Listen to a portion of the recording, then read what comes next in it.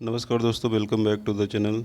चलिए स्टार्ट करते हैं आज की करंट अफेयर। यदि आप चैनल पर नए हैं तो चैनल को ज़रूर सब्सक्राइब कर लें ताकि आने वाला डेली का वीडियो आपको आसानी से मिलता रहे, और बेल आइकन को ज़रूर प्रेस कर लें ताकि नोटिफिकेशन आप तक समय समय पर पहुंचती रहे। चलिए देखते हैं आज का पहला क्वेश्चन। उत्तर प्रदेश के 62 जिलों में 2100 राजकीय नलकूप लगाए जाएंगे और राजकीय निर्माण परियोजना पर लगभग 84,198.83 लाख खर्च किया जाएगा। तो ये महत्वपूर्ण क्वेश्चन है आज का। इसके बाद उत्तर प्रदेश के कृषि मंत्री की अगर बात करें तो उत्तर प्रदेश के कृषि मंत्री हैं सूर्य प्रताप शाही।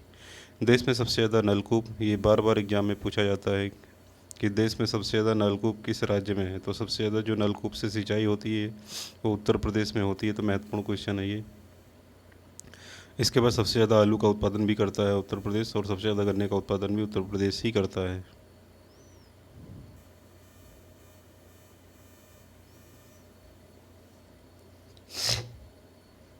एनसीआरबी का कुछ डाटा आया है, आइए इसको देख लेते हैं।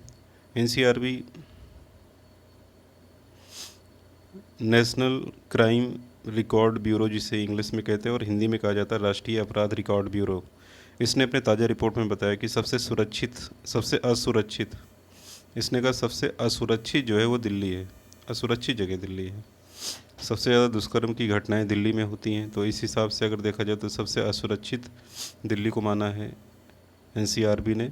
और 2021 में अगर हम बात करें तो दिल्ली में अकेले 1226 दुष्कर्म की घटनाएं घटी हैं, और सबसे कम अगर बात करें तो कोलकाता में। तो इसी लिहाज से कोलकाता दिल्ली से काफ़ी सुरक्षित है, या दूसरे शहरों से काफ़ी सुरक्षित है। टॉप शहरों की अगर बात करें तो इसमें दिल्ली पहले नंबर पे, जो सबसे ज़्यादा यहाँ पे अपराध हो रहा है, छेड़छाड़ की घटनाएं हो रही हैं। उसके बाद जयपुर में, तीसरा है मुंबई में। एनसीआरबी के अनुसार सबसे ज़्यादा जो सुसाइड के आंकड़े आए हैं, ध्यान रखिएगा, सबसे ज़्यादा देश में जो सुसाइड हो रहा है वो महाराष्ट्र में हो रहा है, उसके बाद तमिलनाडु में, फिर इसके बाद मध्य प्रदेश में हो रहा है। संयुक्त राष्ट्र महासभा से संबंधित क्वेश्चन है, ध्यान दीजिएगा। संयुक्त राष्ट्र महासभा के अध्यक्ष और मालदीव के विदेश मंत्री अब्दुल्ला राशिद ने सुरक्षा परिषद में भारत की दावेदारी का समर्थन किया है। तो मालदीव के ध्यान रखिएगा है ये, और इन्होंने अगर बात करें तो भारत का समर्थन किया है। संयुक्त राष्ट्र की अगर बात करें तो संयुक्त राष्ट्र में जो अस्थायी सदस्य हैं, संयुक्त राष्ट्र के अगर अस्थायी सदस्य की हम बात करें, एक मिनट,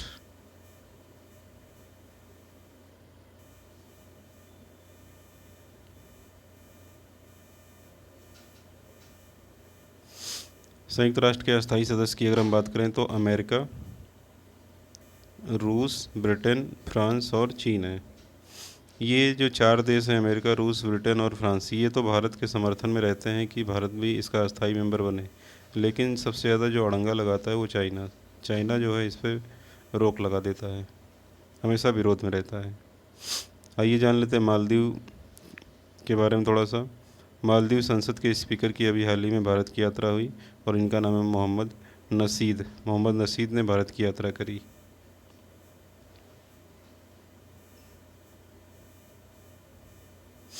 मालदीव की जो करेंसी है वो रूफिया है। मालदीव की करेंसी रूफिया है, और यहाँ की राजधानी है माले। ओणम किस राज्य का त्यौहार है? तो ओणम जो है ये केरल का त्यौहार है, केरल में मनाया जाता है।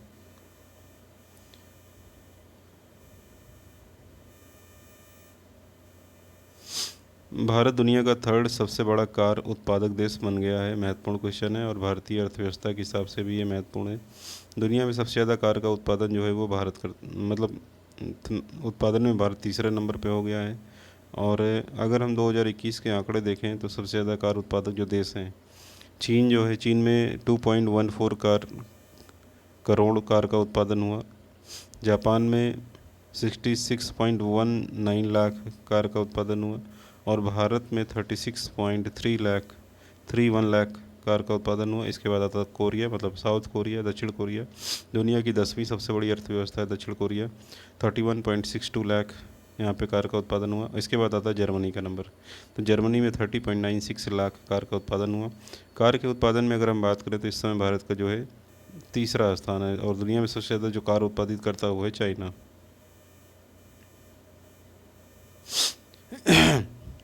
पांडिचेरी सरकार ने 100 वर्ष से अधिक या 100 वर्ष के जो लोग हैं उनको 7,000 रुपये आर्थिक मदद देने की घोषणा करी। महत्वपूर्ण क्वेश्चन है, ये पूछ सकता है कि किस राज्य की सरकार के द्वारा 100 वर्ष या अधिक वर्ष के लोगों को 7,000 रुपये आर्थिक मदद दी जाती है। पांडिचेरी के जो सीएम है यहाँ पे एन रंगास्वामी है। प्रधानमंत्री के इकोनॉमिक एडवाइजरी काउंसिल के अनुसार 2047 तक भारत विकसित राष्ट्र बन जाएगा। अभी भारत एक विकासशील देश है, इन्होंने कहा कि 2047 तक भारत एक विकसित राष्ट्र बन जाएगा। और प्रधानमंत्री के आर्थिक सलाहकार परिषद के जो अध्यक्ष हैं इनका नाम है विवेक देवराय। ये लेटेस्ट न्यूज़ है। 2047 तक भारत की जो अर्थव्यवस्था है, इकोनॉमी है, ध्यान रखिएगा 20 ट्रिलियन हो जाएगी। 20 से ट्रिलियन का यहाँ पे अर्थ है 20 लाख करोड़ की भारत की अर्थव्यवस्था हो जाएगी। वर्तमान में 2.7 ट्रिलियन डॉलर है भारत की अर्थव्यवस्था। लगभग 2.7 लाख करोड़ भारत की अर्थव्यवस्था है, इंडिया की इकोनॉमी है। अब थोड़ा सा इसके बारे में जान लेते हैं। अर्थव्यवस्था क्या होता है? अगर अर्थव्यवस्था की बात करें तो अर्थव्यवस्था एक ऐसा मतलब क्षेत्रफल कह सकते हो, देश बोल सकते हैं, या एक ऐसा एरिया होता है जिसके अंतर्गत लोग रहते हैं और वो उत्पादन और उपभोग करते हैं वस्तुओं का, ठीक है, उसी को अर्थव्यवस्था कहते हैं। अर्थव्यवस्था में कई सारे राज्य होते हैं, कई सारे ज़िले होते हैं, इन्हीं सबसे मिलकर किसी देश की अर्थव्यवस्था या इकोनॉमी बनती है। तो अर्थव्यवस्था में सबसे बड़ा जो रोल होता है उत्पादक उपभोक्ता का होता है, अगर हम देखें, क्योंकि ये दोनों एक दूसरे पर कहीं ना कहीं निर्भर होते हैं। अर्थव्यवस्था को चलाने के लिए कहीं ना कहीं आर्थिक रूप से मुद्रा की ज़रूरत होती है, जो कि लेन देन को आसान बनाती है। वस्तुओं का उत्पादन किया जाता है, उन्हें खरीदा बेचा जाता है और उसके लिए एक मुद्रा होती है जिसमें लेन देन होता है। तो हर देश की अपनी एक अर्थव्यवस्था है। अगर हम बात करें तो भारत की भी एक अर्थव्यवस्था है, और भारत की जो अर्थव्यवस्था है कैसी है? मिश्रित अर्थव्यवस्था है। भारत की अर्थव्यवस्था कैसी है? मिश्रित, जिसे बोलते हैं मिक्स्ड इकोनॉमी। तो भारत की अर्थव्यवस्था कैसी है? मिक्स्ड इकोनॉमी, मिश्रित अर्थव्यवस्था। मिश्रित अर्थव्यवस्था का अर्थ होता है कि एक ऐसी अर्थव्यवस्था जो पब्लिक प्राइवेट पार्टनरशिप पर आधारित है। मतलब एक ऐसी अर्थव्यवस्था जिसमें सरकार और प्राइवेट सेक्टर, मतलब कहा जाए रतन टाटा या अडानी जी और प्रधानमंत्री मोदी, मतलब भारत सरकार, ये दोनों मिलकर जब काम करें उसे मिश्रित अर्थव्यवस्था बोलते हैं, ठीक है। गवर्नमेंट एंड प्राइवेट सेक्टर जब मिल करके काम करते हैं उसी को मिश्रित अर्थव्यवस्था कहा जाता है। तो इसको डिटेल में इसके टॉपिक में डिस्कस कर सकते हैं। अभी करंट अफेयर में हम इस क्वेश्चन को यहाँ पर डिस्कस कर रहे हैं, तो आगे जानते हैं। भारत दुनिया की छठी सबसे बड़ी अर्थव्यवस्था, six economy. India is the six largest economy in the world, ठीक है। और अगर हम बात करें, भारत एक डेवलपिंग कंट्री है, India is a developing country. और ये मॉडल बहुत बार पूछा गया है। इंडियन इकोनॉमी का जो मॉडल है, डेवलपिंग मॉडल क्या है, तो वो है पीपीपी मॉडल। ये भी एग्जाम में कई बार पूछा गया है। आज के समय में देख रहे होगे कि एयरपोर्ट बनाना हो, सड़कें बनाना हो, रेलवे ले लो या फिर कोई अदर सेक्टर ले लो, बैंक वगैरह ले लो, स्कूल कॉलेज हॉस्पिटल सभी जो है पब्लिक प्राइवेट पार्टनरशिप पर आधारित हैं। सरकार योजना बना रही है और योजना को चलाने के लिए पैसा नहीं है तो प्राइवेट लोगों को उसमें निवेश के लिए बुलाया जा रहा है। इसी को पब्लिक प्राइवेट पार्टनरशिप कहा जाता है। तो महत्वपूर्ण क्वेश्चन है, ट्रिपल पी का मतलब होता है पब्लिक प्राइवेट पार्टनरशिप। आइए अगला क्वेश्चन देखते हैं। दुनिया की टॉप इकोनॉमी की अगर हम बात करें तो दुनिया की जो टॉप इकोनॉमी है, अर्थव्यवस्था है, ध्यान रखिएगा, तो यूएसए की पहले नंबर पे, तो उसके बाद चाइना की है, इसके बाद जापान की है, इसके बाद चौथे नंबर पे जर्मनी की है, पाँचवें नंबर पर यूके की है और छठे नंबर पे हमारा भारत है। सातवें नंबर पे फ्रांस है और आठवें नंबर पे इटली है, नौवें पर कनाडा है और 10वें नंबर पे साउथ कोरिया है। ये दुनिया की टॉप 10 इकोनॉमी है, अर्थव्यवस्था है, ठीक है। परचेजिंग पावर पैरिटी में भारत दुनिया की तीसरी सबसे बड़ी अर्थव्यवस्था है। मतलब क्रय शक्ति क्षमता के आधार पर अगर पूछे तो भारत जो है दुनिया की तीसरी सबसे बड़ी अर्थव्यवस्था है। महत्वपूर्ण क्वेश्चन हमने यहाँ पे आपको बताया, इसको रट्टा मार लेंगे और एग्जाम में एक क्वेश्चन यहाँ से कन्फर्म में आएगा। अगला क्वेश्चन है, मशहूर अर्थशास्त्री अभिजीत सेन का निधन हो गया। ये भी क्वेश्चन एग्जाम में आने वाला है, 100% ये पूछा जाएगा। तो ये अर्थशास्त्री थे, इनके बारे में थोड़ा सा जान लेते हैं। 1981 में कैम्ब्रिज विश्वविद्यालय से अर्थशास्त्र में इन्होंने पीएचडी करी थी और इसके बाद सरकार की जो एक योजना है राष्ट्रीय खाद्य सुरक्षा अधिनियम 2013, जिसमें अभी आप देखते होंगे कोटेदार के यहाँ 2 रुपये में गेहूँ और 3 रुपये में चावल प्रदान किया जाता। तो उस योजना, जब ये योजना लाई गई थी यूपीए सरकार के द्वारा, उस योजना की टीम में ये हिस्सा थे। आगे आते हैं। तो ये क्वेश्चन इंपॉर्टेंट है। मशहूर अर्थशास्त्री अभिजीत सेन का निधन। अगला एक किताब यहाँ पे है, बहुत ही महत्वपूर्ण है, और ये किताब का नाम है the architect of the new BJP, how Narendra Modi transformed the party. इस किताब के जो लेखक हैं उनका नाम है अजय सिंह। अजय सिंह कौन है? अजय सिंह राष्ट्रपति के प्रेस सचिव हैं वर्तमान में, प्रेस सचिव। वर्तमान में अजय सिंह राष्ट्रपति के प्रेस सचिव। इस जो किताब है, इस किताब का विमोचन किसने किया? इनॉग्रेट किया। तो इस किताब का जो विमोचन है वो राजनाथ सिंह ने किया है। राजनाथ सिंह कौन है? देश के रक्षा मंत्री हैं। अगला क्वेश्चन देख लेते हैं। एक्सिस बैंक ने सिटी बैंक के उपभोक्ता बैंकिंग संचालन का अधिग्रहण कर लिया है। एक्सिस बैंक ने सिटी बैंक के जो उपभोक्ता बैंकिंग संचालन है उसका अधिग्रहण कर लिया है। अगला क्वेश्चन है, अंतर्राष्ट्रीय बाघ दिवस कब मनाया जाता है? अंतर्राष्ट्रीय बाघ दिवस 29 जुलाई को मनाया जाता है। आईएमएफ ने 2022-23 में भारत की विकास दर, जो जीडीपी ग्रोथ है, उसको कितना बताया है? तो आईएमएफ के अनुसार भारत की जो जीडीपी ग्रोथ है 7.4% रहने की संभावना 2022-23 में।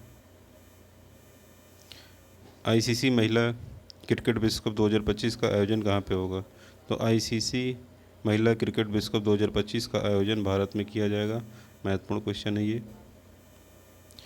2022 में शेड्यूल कॉमर्शियल बैंक, जो शेड्यूल कॉमर्शियल बैंक होती है, ध्यान रखिएगा, ये आती हैं RBI act 1934 section 2E। RBI act 1934 section 2E में आती हैं, ध्यान रखिएगा, schedule commercial bank. Schedule commercial bank क्या होती हैं? जो लेंडिंग एंड बोरोइंग करती हैं और जिनको आरबीआई से लोन भी मिलता है, बैंक रेट और रेपो रेट पर जिनको आरबीआई से लोन भी मिलता है, वो शेड्यूल कॉमर्शियल बैंक होती हैं।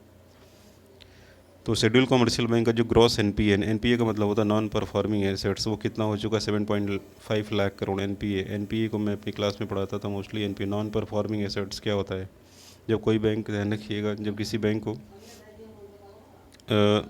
90 दिन तक उसका मूलधन और ब्याज नहीं प्राप्त होता तो क्या हो जाता है? एनपीए हो जाता है। उसी को एनपीए बोलते हैं, नॉन परफॉर्मिंग एसेट्स। मतलब सीधे सीधे अगर हम बात करें कि एनपीए एक ऐसा धन होता है जो बैंक को लॉस, जिससे बैंक को लॉस होता है। नॉन परफॉर्मिंग को मतलब उस पर कोई प्रॉफिट नहीं हो रहा, नॉन परफॉर्मिंग एसेट्स, तो उसी को बोलते हैं एनपीए, जिससे बैंक को लॉस होता है। और इसकी निर्धारित करने की समय क्या होता है? 90 दिन। 90 दिन एनपीए कहा जाता है। 90 दिन के बाद, मतलब बैंक ने अगर लोन दिया है किसी को और वो लोन जो है, ध्यान रखिएगा, लोन या ईएमआई जो होती है 90 दिन या फिर उसके बाद 90 दिन तक प्राप्त नहीं होती है बैंक को, उसी को एनपीए कहा जाता है, नॉन परफॉर्मिंग एसेट्स।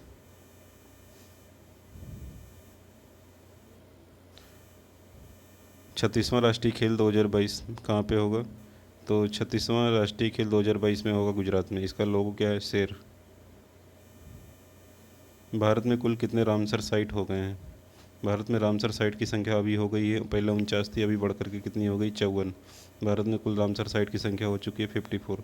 तो कौन कौन से नए रामसर साइट जुड़े हैं, इनको एक बार देख लेते हैं। तमिलनाडु का करिकली पक्षी अभयारण्य, ये जुड़ गया है। इसके बाद तमिलनाडु का ही पल्ली करनई मार्स रिजर्व, पीपावरम मैग्रोव, ये भी जुड़ा है, ये तमिलनाडु का है। मिजोरम का पाला आर्द्रभूमि, ये भी जुड़ गई है। और मध्य प्रदेश का यशवंत सागर, ये जो है अभी जोड़े गए हैं रामसर साइट में। तो रामसर साइट की संख्या कुल मिला के अभी कितनी हो गई है? 49 से बढ़ करके हो चुकी है 54 रामसर साइट।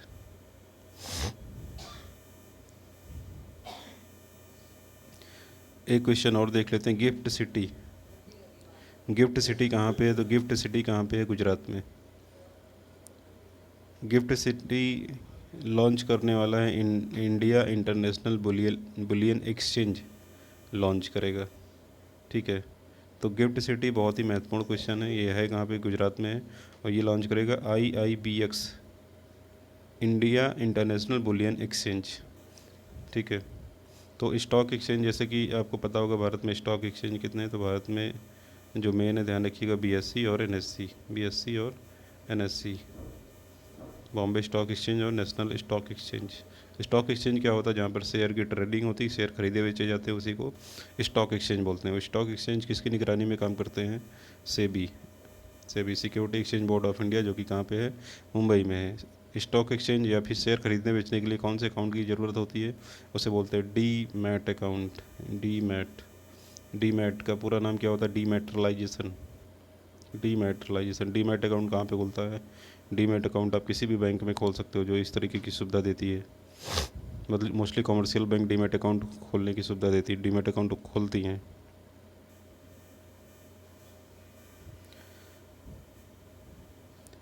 तो आज की क्लास के ये महत्वपूर्ण क्वेश्चन थे। और लास्ट में एक चीज़ और, अगर आपने चैनल को सब्सक्राइब नहीं किया तो चैनल को जा करके ज़रूर सब्सक्राइब कर लें, ताकि आने वाले जितने भी सभी वीडियो हैं आपको आसानी से उपलब्ध होते रहें।